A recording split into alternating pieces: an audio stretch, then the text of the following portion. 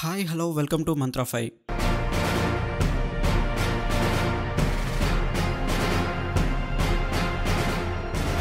నేడు మనం తెలుగు తెరపై మెరిసిన నటుడు, తర్వాత రాజకీయాల వేదికపై నాయకుడిగా మారిన పవన్ కళ్యాణ్ గురించి మరియు ఆయన స్థాపించిన జనసేన పార్టీ గురించి మాట్లాడుకుందాం. పవన్ కళ్యాణ్ తెలుగు సినిమాల్లో ఒక ప్రముఖ నటుడిగా పేరు పొంది రాజకీయాల్లోనూ తన గుర్తింపు సాధించారు. 2014లో జనసేన పార్టీని స్థాపించి సమాజ న్యాయం, పారదర్శకత, సమానత్వం వంటి ఆదర్శాలను ముందుకు తీసుకురావడానికి పట్టుదలతో ఉన్నారు. ఆయన రాజకీయ ప్రయాణం ఆయన నటనకు పొందిన ప్రజాదరణ మరియు సమాజంపై ఉన్న బాధ్యత నుండి ప్రారంభమైంది. నటుడిగా ఉన్నప్పుడే సమాజ సేవ మరియు ప్రజాహితంపై ఆయన ఆసక్తి చూపించారు.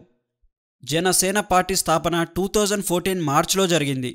ఈ పార్టీ ప్రారంభంలోనే పారదర్శకంగా మరియు న్యాయంగా పాలన చేయడం, సమాజంలో అసమానతలు తొలగించడం మరియు ప్రతి పౌరుడికి సమాన అవకాశాలు కల్పించడం వంటి అంశాలపై దృష్టి సారించింది. పవన్ కళ్యాణ్ తన పార్టీ ద్వారా పలు రాజకీయ మరియు సమాజ సంబంధిత విషయాలపై గలం విప్పారు. వారు ప్రజాహితంలో అనేక ఉద్యమాలను నడిపి ప్రభుత్వ నిర్ణయాలపై సమీక్షలు చేశారు.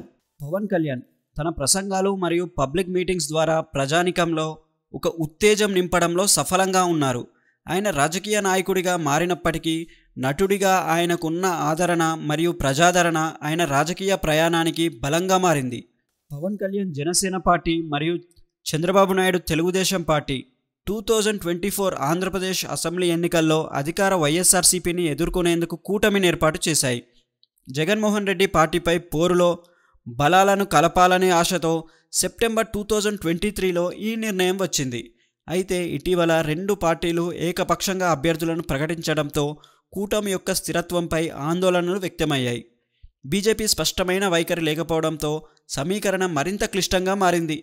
ఎన్నికలకు ఇంకా 2 నెలలు మాత్రమే ఉండగా వారు విభేదాలను పరిష్కరించి ఐక్యంగా నిలబడతారా లేదా పగుళ్ళు విడిపోయి వారికి నష్టం కలుగుతుందా అనేది చూడాలి.